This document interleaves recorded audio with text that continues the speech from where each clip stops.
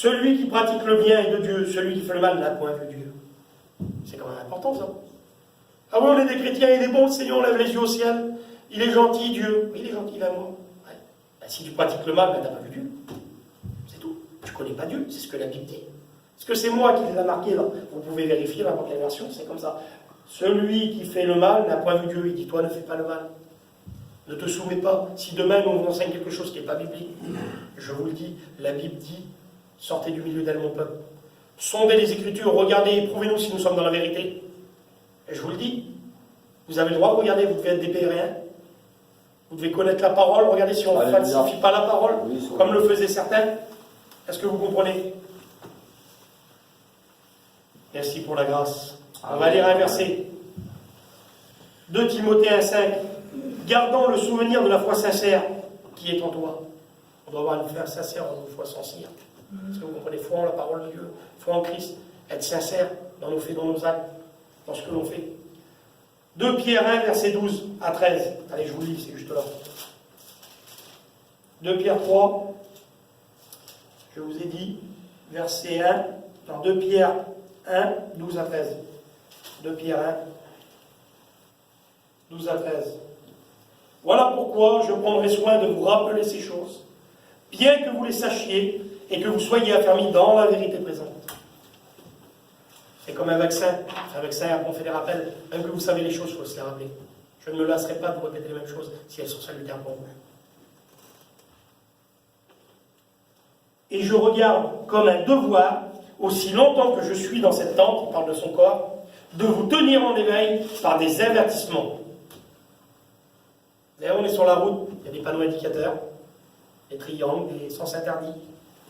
Et bien aujourd'hui, il faut être comme ça. La Bible dit ne déplace pas les bandes anciennes. Alors c'est quoi les bandes anciennes?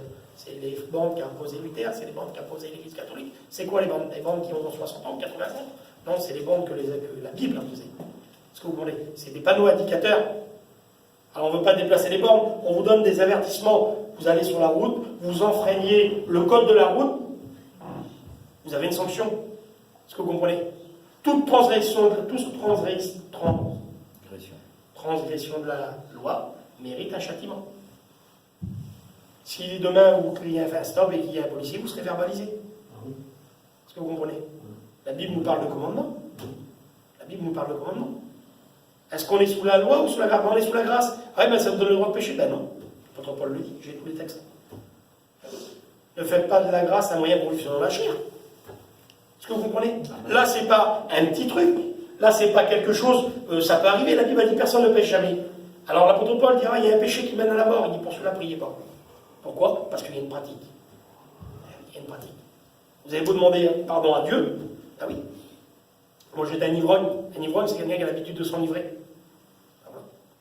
Ben, si quelqu'un a l'habitude de s'enivrer et qui reste dans ce péché-là et qui ne veut pas se repentir, c'est quoi qu'il regarde? La Bible dit que la transgression de la loi mérite un châtiment. Le péché mène à la mort, il mène à la mort, on ne peut rien faire. Est-ce que vous comprenez? Dieu veut nous sauver, il n'y a pas de problème. Il n'y a pas de problème. Mais maintenant, si on veut pratiquer quelque chose, c'est pas un mensonge. Là, c'est on vit dans le mensonge. La Bible a dit, il n'y a aucun menteur qui rentre dans le royaume des cieux. Il n'y a rien de souillé qui rentrera dans le royaume des cieux. Ce ne sont pas ceux qui disent Seigneur, Seigneur, qui rentreront dans le royaume des cieux, mais ceux qui font la volonté de mon Père. Alléluia. Est-ce que vous comprenez? Et je vais vous lire encore quelques textes. Ah, il n'y a pas longtemps, encore quelques minutes. Vous allez voir, c'est très intéressant. 2 Pierre 3, allez, on a toujours un Pierre. 2 Pierre, chapitre 3, verset 1. Voici déjà, bien-aimés, la seconde lettre que je vous écris. Dans l'une et dans l'autre, je cherche à éveiller par des avertissements votre saine intelligence. On vous avertit ce matin, comme je dis tout à l'heure, comme des proto-indicateurs. Afin que vous vous souveniez des choses annoncées d'avance par les saints prophètes et du commandement du Seigneur et Sauveur, enseigné par vos apôtres. Sachez avant tout que dans les derniers jours, il viendra des moqueurs avec des railleries, marchant selon leur propre convoitise. C'est important quand même. Marchant selon leur propre convoitise. Verset 14. C'est pourquoi, bien-aimés, en entendant ces choses, appliquez-vous à être trouvés par lui sans tache et irréprochable. Donc, il faut s'appliquer. Il faut s'appliquer pour être trouvé irréprochable et sans tache. Et c'est pas gagné. L'apôtre Paul, à la fin de sa vie, il a pu dire, j'ai achevé la course, j'ai combattu le bon combat, je l'ai fait moi, je l'ai combattu. Et oui, la Bible a dit que celui qui revête l'armure ne se glorifie pas comme celui qui la dépose. Parce que celui qui revête l'armure, il va au combat. Mais des fois, il ne pas. Que celui qui revient, il défait l'armure, et lui, il a gagné le combat. J'ai combattu le bon combat, j'ai achevé la course, j'ai gardé la foi. La couronne de justice, maintenant, m'est réservée. Mais non seulement à moi, et oui, c'est pas un privilège que pour Paul, c'est pour tous ceux. Pour tous ceux qui ont aussi aimé son avènement. Est-ce que vous comprenez? L'épouse, elle a besoin d'être nourrie par le mari, elle a besoin d'être vêtue par le mari. Et là, les églises sont là, fais-nous porter ton nom. Eh oui, les pasteurs sont plus capables de parler. On ne peut plus parler de péché, il y a du tabou. Mais il n'y a pas de tabou dans la Bible. L'argent, c'est tabou. Ah, je m'excuse entre guillemets, la sexualité, c'est tabou. Il faut en parler des choses. C'est les messages que la Bible parle. La Bible parle de l'adultère. La Bible parle qu'il faut faire attention, il faut discerner les pièges du diable. Eh oui. On parle du mensonge, on parle de tout ça. Il ne faut plus en parler, ça. Ça va faire peur aux chrétiens. Eh oui, on ne te l'a jamais dit à toi. Plus le droit de parler, plus d'esprit, plus de liberté. Alors on laisse les gens comme ça, c'est bien mon frère. Alors un petit peu à mon couvert, on n'aboie plus, on jappe un peu. Non, on jappe même pas, on miaule. Bien. On n'est plus des chiens, on est des chats. Bien. Ça veut dire, vous comprenez, c'est plus doux. Ah oui, les gens, il ne faut pas les froisser. C'est pas la parole de Dieu, ça.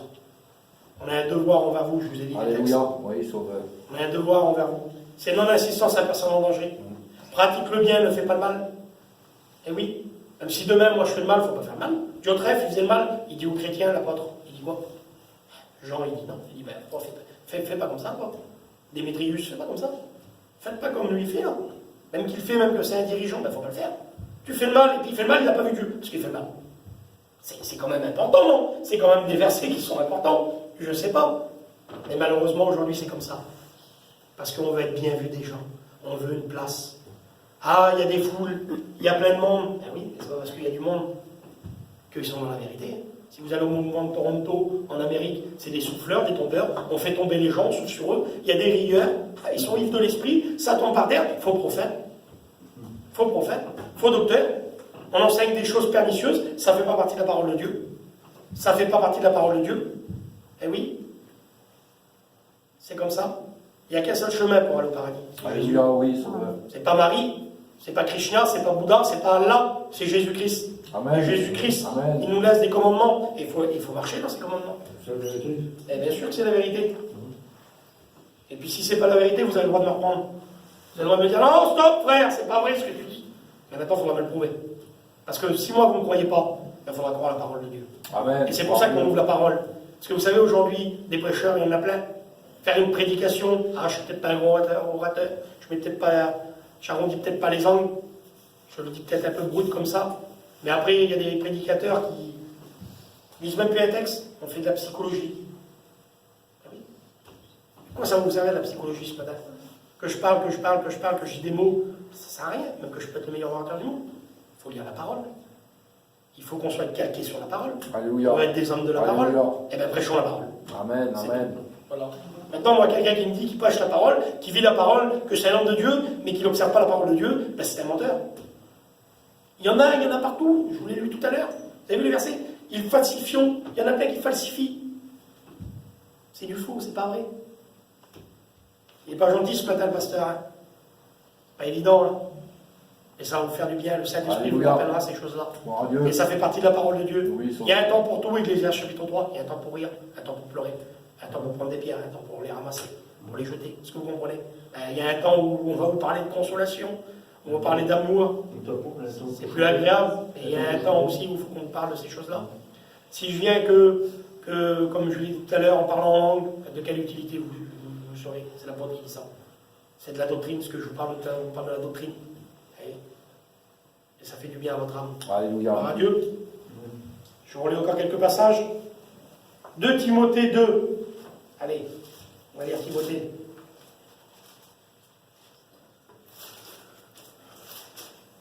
Comme ça, vous voyez, je ne les ai même pas marqués, on les lit directement, il y a plein de virgules qui bougent. 2 Timothée 2. Versets 1 à 4. Toi donc, mon enfant, fortifie-toi dans la grâce qui est en Jésus-Christ, en ce que tu as entendu de moi, en présence de beaucoup de témoins. Confie-les à des hommes fidèles, qu'ils soient capables de l'enseigner aussi à d'autres. C'est ce qu'on est en train de faire. Ce qu'on a lu dans la parole de Dieu, on vous l'enseigne. À vous, pour que vous puissiez l'enseigner à d'autres. Souffre avec moi comme un bon soldat de Jésus-Christ. Vous voyez, c'est pas toujours facile. Hein. Des fois, on souffre. Hein. Actes, chapitre 14, verset 22. L'apôtre Paul fortifiait les églises. Quand il allait les voir, il leur disait que c'est par beaucoup de tribulations que vous devez rentrer dans le royaume des cieux. C'est pas évident, hein? Ah, quel évangile? Eh oui. Eh, mais le plus beau, il est à la fin. Est-ce que vous comprenez? Amen. Le meilleur, il est à la fin. Alléluia. Des fois, on souffre, c'est pas facile. Nous, quand on a la liberté de se réunir, de parler de nous, de l'évangile, de parler de Jésus, de prier, il y a des pays dans le monde, ils n'ont pas le droit. Eh oui. Des foyers pastoraux sont pris, ils sont brûlés vifs. Est-ce que vous comprenez? Amen. Bénissons Dieu qu'on a le droit Ah aujourd'hui oui, d'être là. Sauveur. Merci On est Seigneur. géographiquement bénis, je vous le dis de la part du Seigneur. Merci Seigneur. Souffre avec moi comme un bon soldat. Alors, c'est pas toujours non plus la vallée, des fois on est sur la montagne. Il y a des bons, il y a des mauvais moments. Mais il faut aimer le Seigneur dans les bons comme dans les mauvais jours. Est-ce que vous comprenez? Jérémie, l'Éternel lui parle, il dit va, dis-le aux faux prophètes. Parce que les prophètes disaient il n'y aura pas de famine, vous ne serez pas déportés, il n'y aura pas l'épée. Il dit va, Jérémie, il dit parle. Il dit leur, il dit l'Éternel, il dit moi je dis, il y aura la famine, il y aura l'épée. Et oui, il dit s'ils annoncent des choses qui viennent de leur cœur, ça ne vient pas de moi, Jérémie chapitre